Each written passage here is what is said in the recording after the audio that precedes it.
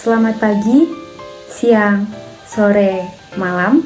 Kami dari kelompok 5 mata kuliah Bahasa Indonesia dan Teknik Penulisan Akademika PA akan mempresentasikan hasil diskusi kelompok kami mengenai deskripsi konsep, tabel, dan atau gambar.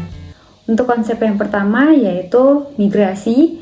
Definisinya merupakan perpindahan penduduk dengan tujuan untuk menetap dari suatu tempat ke tempat lain melewati batas administratif atau batas politik atau negara. Untuk deskripsinya, migrasi ini terbagi menjadi dua jenis, yaitu migrasi internasional dan migrasi dalam negeri. Migrasi internasional adalah perpindahan penduduk yang melewati batas suatu negara, sedangkan migrasi dalam negeri merupakan perpindahan penduduk yang terjadi dalam batas wilayah suatu negara, baik antar daerah ataupun antar provinsi.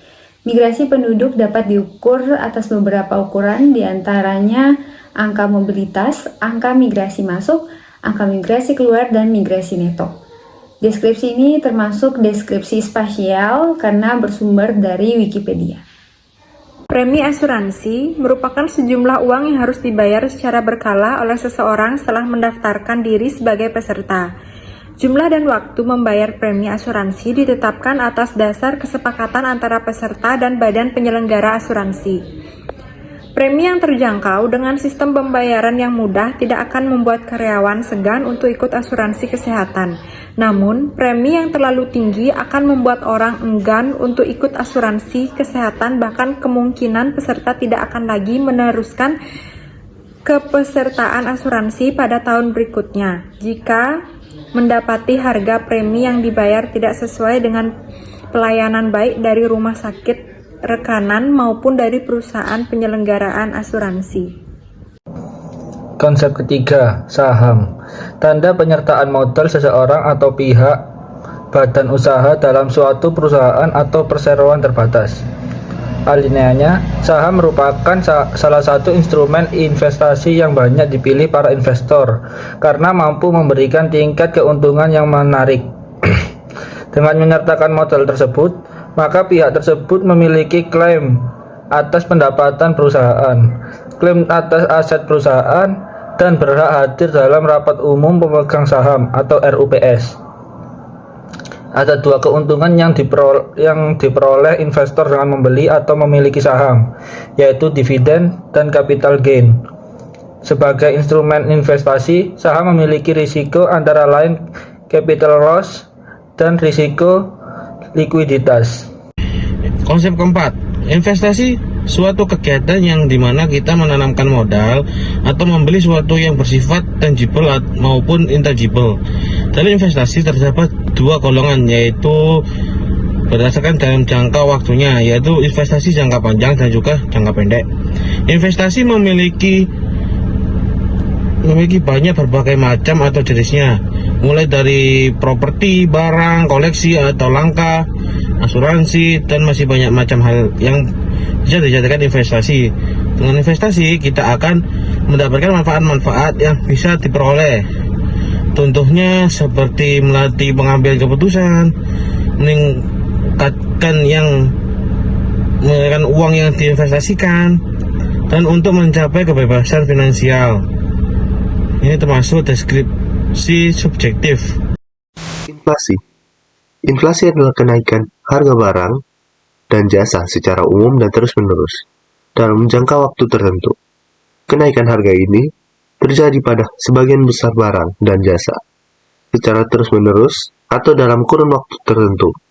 Selain itu, ada dua tipe inflasi, yaitu inflasi inti dan inflasi non-inti. Inflasi inti adalah komponen inflasi yang cenderung menetap atau persisten common di dalam pergerakan inflasi dan dipengaruhi oleh faktor fundamental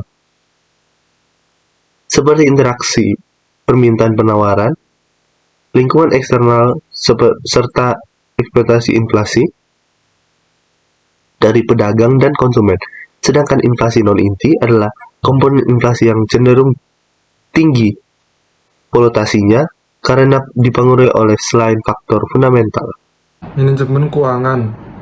Segala aktivitas perusahaan yang berhubungan dengan bagaimana memperoleh dana, menggunakan dana, dan mengelola aset sesuai tujuan perusahaan secara menyeluruh. Manajemen keuangan juga menjelaskan tentang beberapa keputusan yang harus dilakukan, yaitu keputusan investasi, keputusan pendanaan, atau keputusan pemenuhan kebutuhan dana, dan keputusan kebijakan dividen.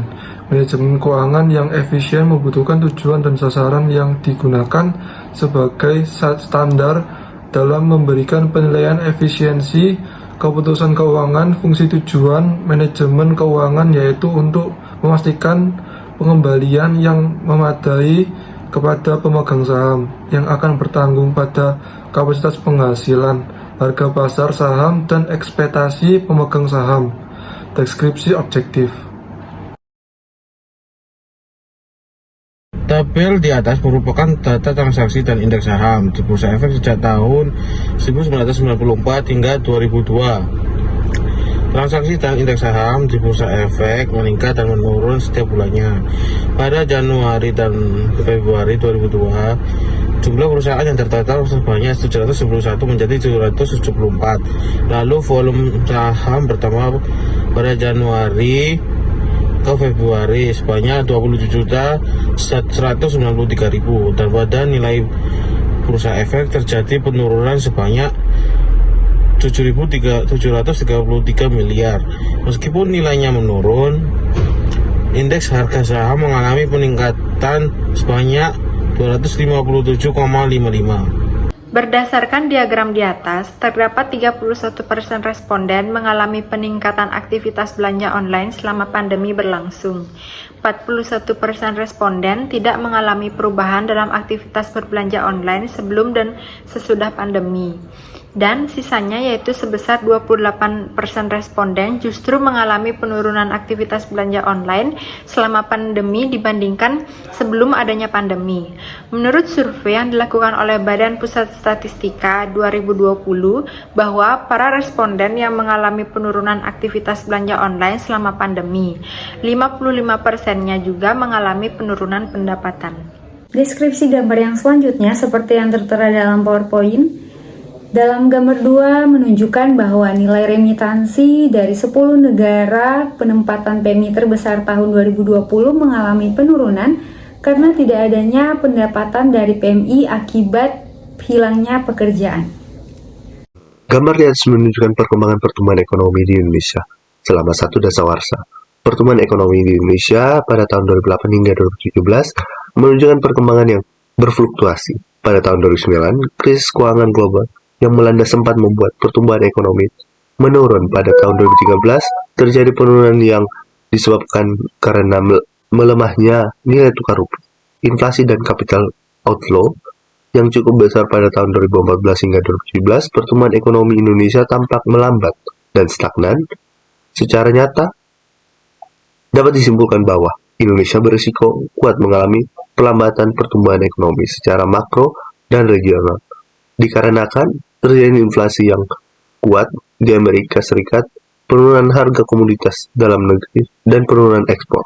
Gambar di atas merupakan hasil laporan dari Badan Pusat Statistik mengenai pertumbuhan ekonomi di Indonesia pada tahun 2010 sampai 2020. Kondisi ekonomi Indonesia cenderung menurun mulai dari tahun 2010 sebagai puncak tertinggi, kemudian perlahan menurun pada tahun 2011 mencapai 5%, terjadi sedikit penurunan sampai ke 5% pada tahun 2015. Kemudian perekonomian Indonesia mulai stabil di angka 5% sampai tahun 2019. Kemudian anjlok sampai ke angka 3% pada tahun 2020 diakibatkan pandemi COVID-19.